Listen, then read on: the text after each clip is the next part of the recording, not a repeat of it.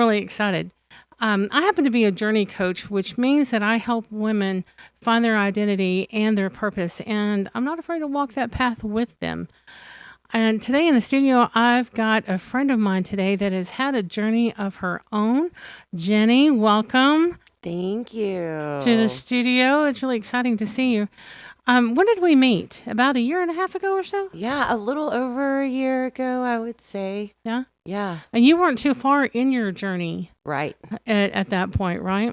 Really new. I thought I was far then, Uh huh. actually, but now I'm like, yeah, it's I've come a long way from when Right. we first connected. So, Right. yeah. So I have a tendency to ask questions to people that I meet, and it's like a bridge building friendship thing for me.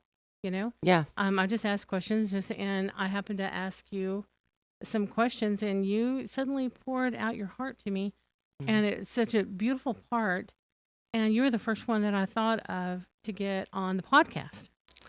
So, Jenny, Aw. do you want to tell us your story? Sure, sure. And I love how God works in that way. Like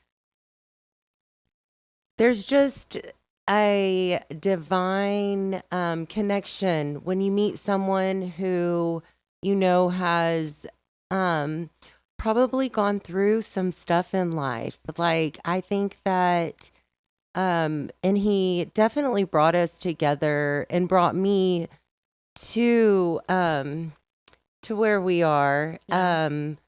And was, I don't think that was by accident. Oh, And yeah. like Right. right away, I felt so connected to you, so comfortable with you. Of course, I was very apprehensive just because of what my story is and who I can talk to. I was really new in recovery, and gosh, what was like, I want to say 7 months, 6 months of clean time that I'd have. So to start off, I am in recovery for addiction. And yeah, I mean, I'm coming up on 2 years clean. It was over 2 decades of my life that I really battled Oh my hardcore. gosh. Two So decades. over two Oh my gosh. decades. And 2 years into Mm-hmm. recovery, you're the strongest person I know then. That's amazing. Thank you. So you were young when this started. Mm-hmm. Very young. Yeah. And it really started earlier than I think, as far as some of the addictions that I do battle. You know, it we go through some stuff, some traumas in our life. I think Right. everyone does. Right. And, I found a way to cope through trying to control the way I felt. And before the substances, it was through mind altering substances. It was with food, and I really liked being able to control that. That started probably around 14, So and maybe an eating disorder mm-hmm, yeah, mm-hmm, developed, and I didn't realize that addictions nor, don't have to be just go straight for the hardcore stuff. It right, it kind of develops, and I didn't realize that. yeah, yeah, yeah. I mean, and um, we all battle something Sure. that Yeah. we have a hard time, whether it's food or what we listen to or what we watch, or so it's not really just in this box of, but however, substances, that is something that has really taken over.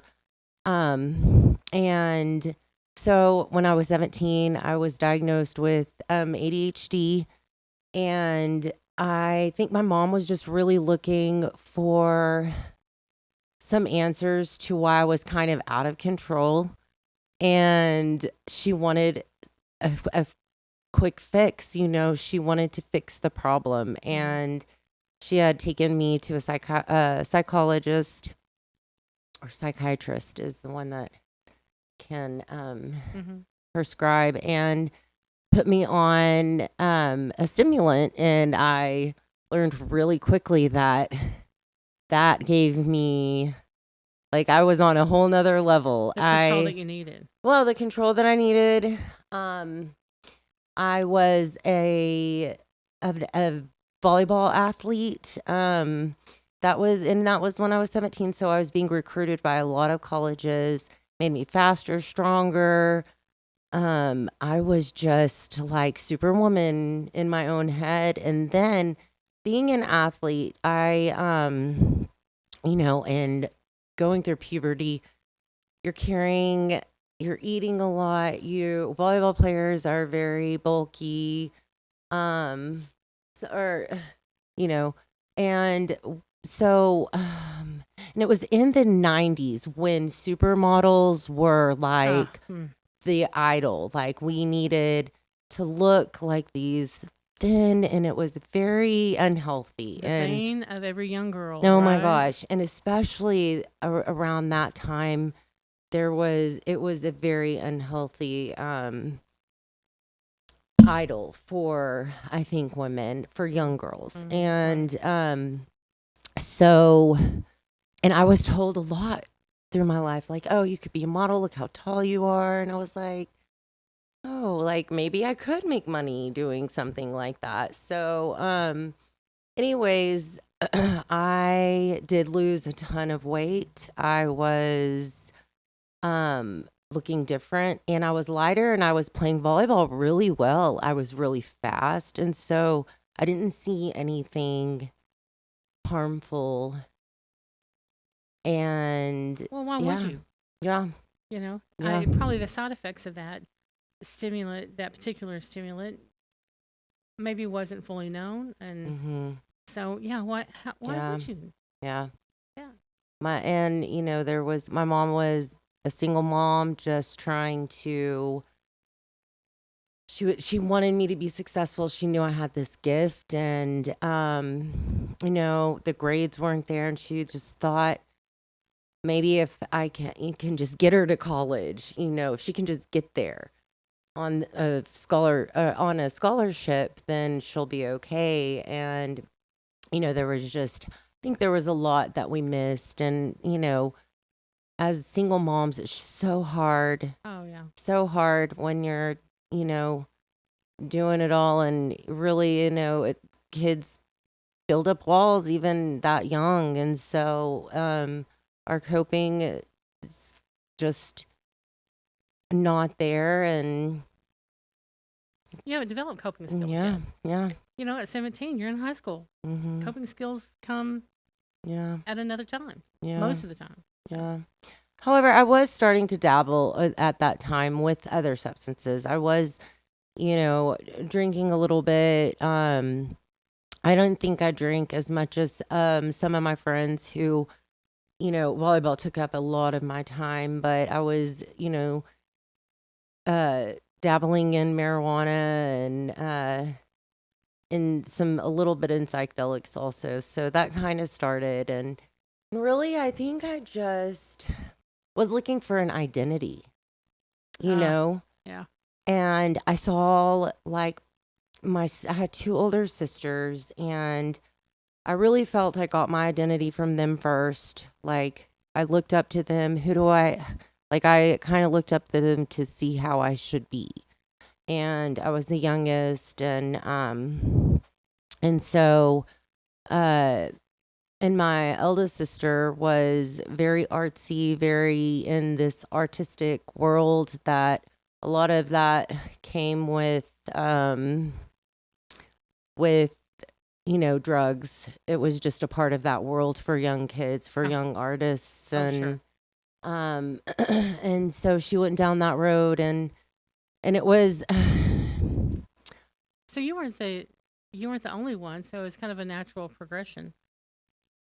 yeah, yeah. I mean, I definitely do think genetics play into Oh, addiction. oh yeah. And for a long time, I really Mm. was like, do they? Is it? But there are people that go through stuff, trauma, and they don't. turn to substances, or, even if they try it, they don't go down the road that I did. Well, I think substances is such an easy thing to turn to. Hmm. There's a lot of people. Of course, there's a lot of people out there that are facing the same dilemma. But there's a lot of people, women in particular. Not saying that men don't. I mean, they've got gambling addictions. There's Yeah. shopping addictions. I Hmm. mean, how many AA derivatives are there?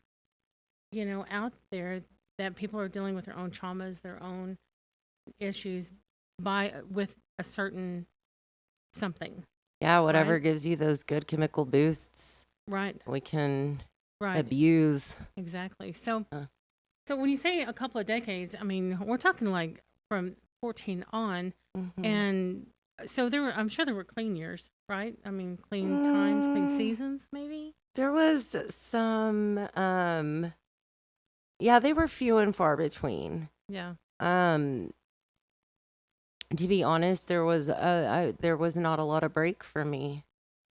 Oh wow. Yeah, yeah, Bless your I heart. went hard and heavy It's exhausting, and huh? exhausting, Yeah. very Oh my exhausting. goodness. Yes. So tell me, what was what was the point? What was the point that you I Um, hate the term hit the wall. yeah, I don't like that term, but sometimes it's a necessary yeah.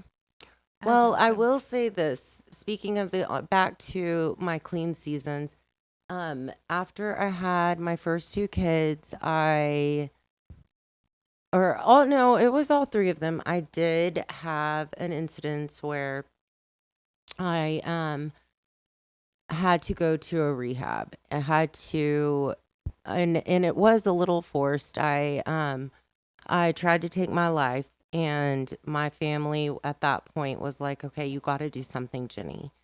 And I think there was always this search to fill a void that I didn't know how to fill. hmm And God showed up for me. It's looking back, of course, I can see how much He showed up for me, but there were a few times throughout my life where He was very present, and I did notice it, and I didn't deny Him throughout my life. It just wasn't something that was like there wasn't a lot of guidance in the spiritual aspect right. of my Well, a growing up. mentor might have been able to step in Sure. and help her in that area. However, I was a very rebellious child and teenager and young adult. So I We all was have our like, moments, right? and I had built up so many walls. Even if there was a mentor, it was kind of like, short lived. But Mm-hmm. back to, so 2014, I ended up in the hospital after taking a bunch of pills and had my first pavilion experience, which was something I never want to go through again, but thank God it's there for a reason. But my family was like, okay, something's going to give. And so I went to a faith based recovery and was there for about 7 months and 7 or 8 months. And so that was like the longest clean time I'd had. Wow. Yeah. Yeah. Wow. And that was kind of the start of things for me. Really like I met my creator, and Mm-hmm. he brought me to my knees, and like it was fully about like I was exhausted. I didn't know what to do. Like I was terrified, you know, Wow. that just so I was just like willing, like I knew intuitively that I had to do something different, like that there was something that I was missing. And I thought like I had some kind of relationship with God, like I believed in Him. And, like I knew, but it was very surface level. And I didn't know how much I needed Him in my life. So that was my It's an Oh, amazing That was my statement. moment. I Yeah. didn't know how much I needed him. Hmm. That's an amazing statement because I know that there's got to be other people in the same situation. Says I didn't realize how much I needed you. Hmm. So Yeah. yeah, that's awesome. Yeah. So I went through that. And I'll kind of touch on how much I love the program of AA and recovery. And so that was, going through that with the spiritual rehabilitation was great. Um, and I do think that there are people who get it just through like a time away, from it, and then are given like a foundation, like spiritual foundation, and that is key. Um I didn't get it that way. I and I don't know if it was just because I wasn't ready and I wasn't willing to surrender everything, um and to admit that I had a really, really had a problem. We're so addicts are, I mean, we're so delusional. We can lie to ourselves. We can sign off on our own BS, if you will. Oh yeah, no, And, that's a true statement, and that's and, across the board. and we can find others too. Y'all kind of connect. Yeah, as well. And you keep those people around. And so it what I love about when I did find AA, it was that there were people, all walks of life, all, ages, that really were like me. Um, the God is so much in that program that, like, the way it's written and the way the steps are written are so very intentional. There's Bible. I mean, you can see Bible all through it. I Oh don't yeah, care what yeah, yeah, anyone says. yeah. But, there it is very intentionally laid out.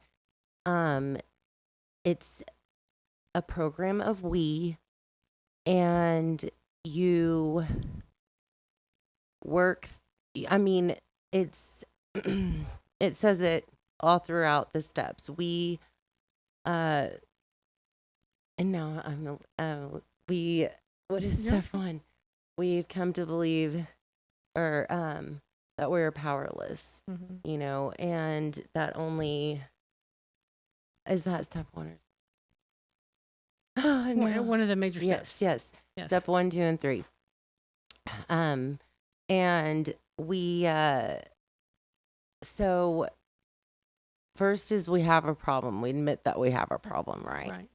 And the second is in that we're powerless. Second is that, like, only something greater than me can restore me to sanity. Right. And so, but it's a we.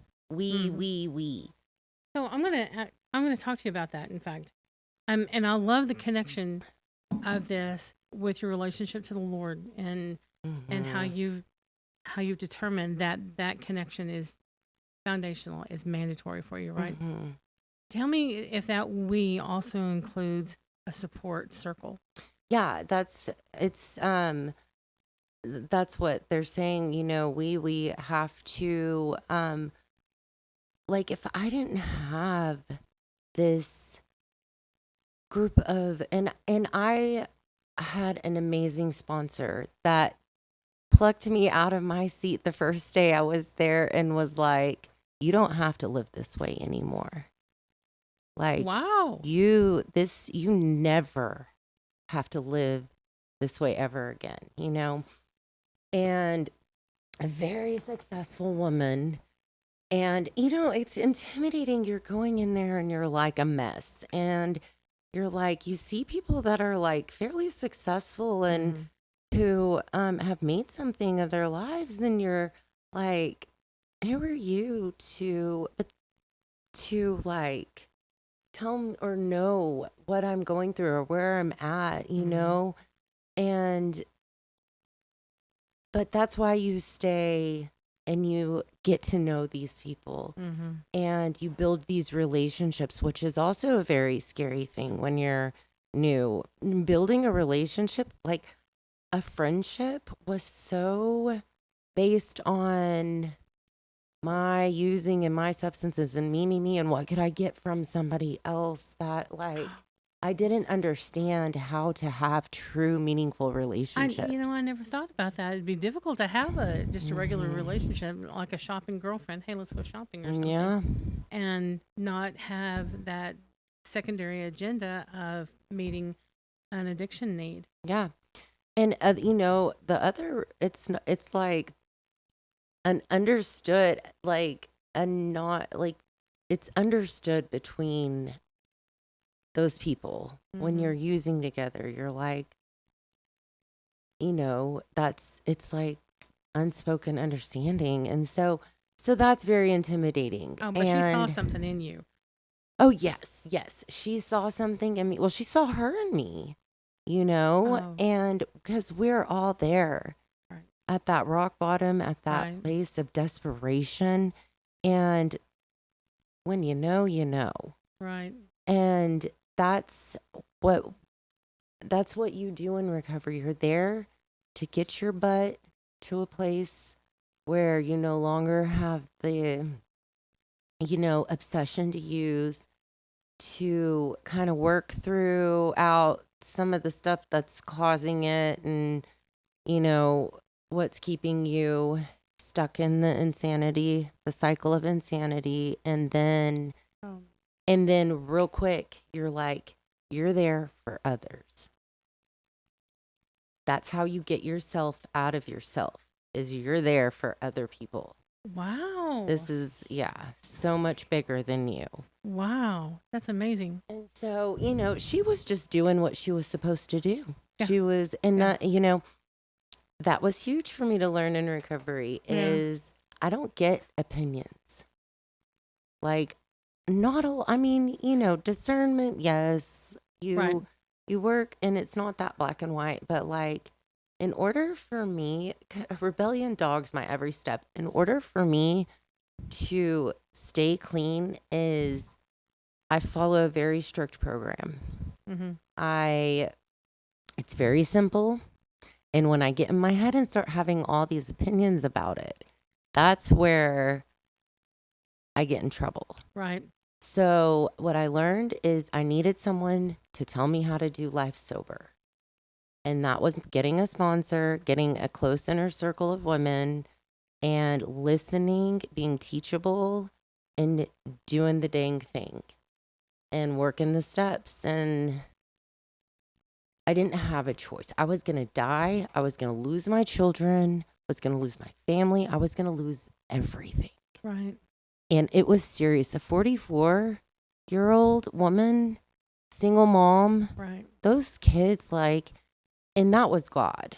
That right there is God's presence in my life. That was turning the light on for you, wasn't it? Hmm. Yeah. And I knew something needed to be done when I could, when Mm-hmm. he was, I could not feel him anymore. Like, I couldn't. Like, Mm-hmm. I was taken over by, towards the end, it was hard, heavy use. It wasn't just, my prescription drugs. It Yeah. was hard, heavy stuff. It was Right. me hiding in my bedroom. It was pretty dark.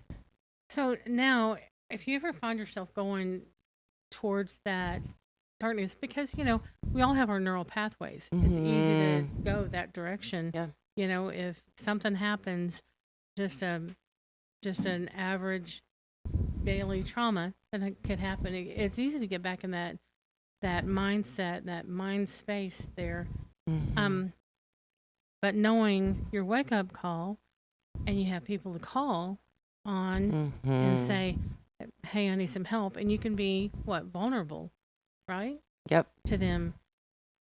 So I really want people to understand, um, especially parents or people that have friends in addiction and are family, children Mm. in that addiction, I want them to understand the process that it takes, some foundational, some.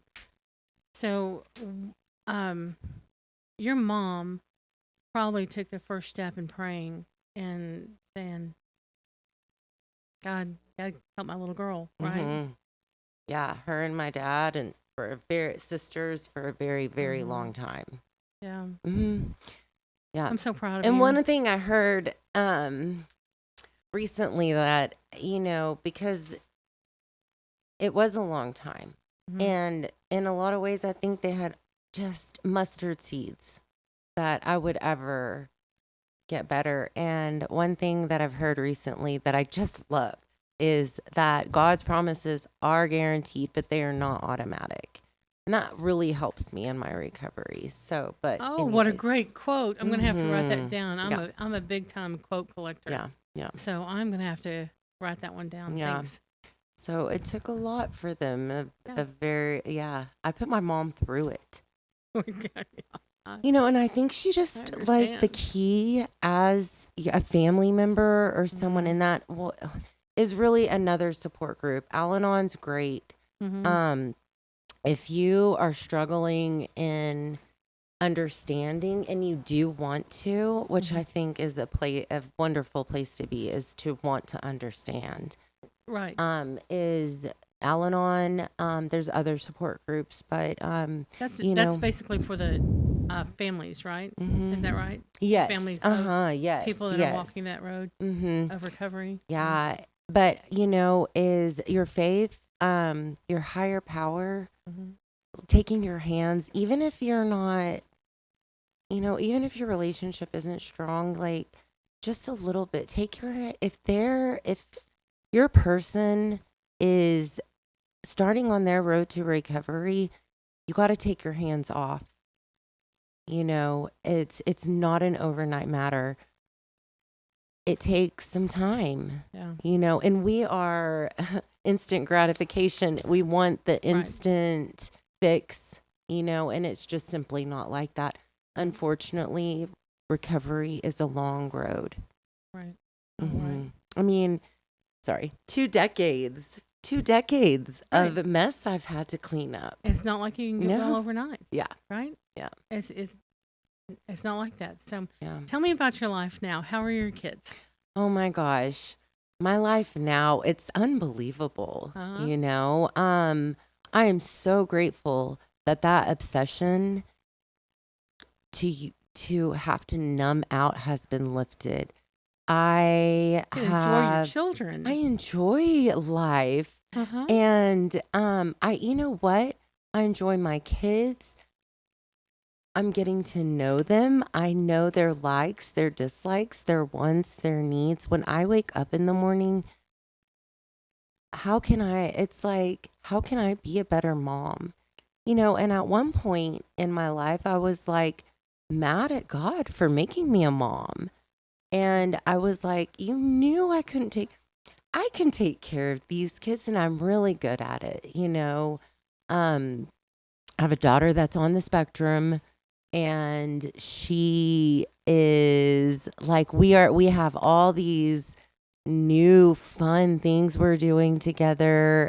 She's very into anime and Comic-Con, so I get to go do Comic-Con conventions, which is foreign to me. Thought it's her in those years of addiction. Would you have even thought of your life right now? No. Would you even dreamed never. Yeah.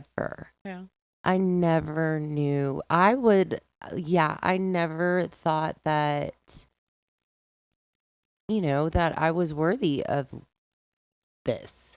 Finding your identity was key, though, wasn't it? Yeah. And it's still, I'm still such a work in progress, but it is such an exciting ride.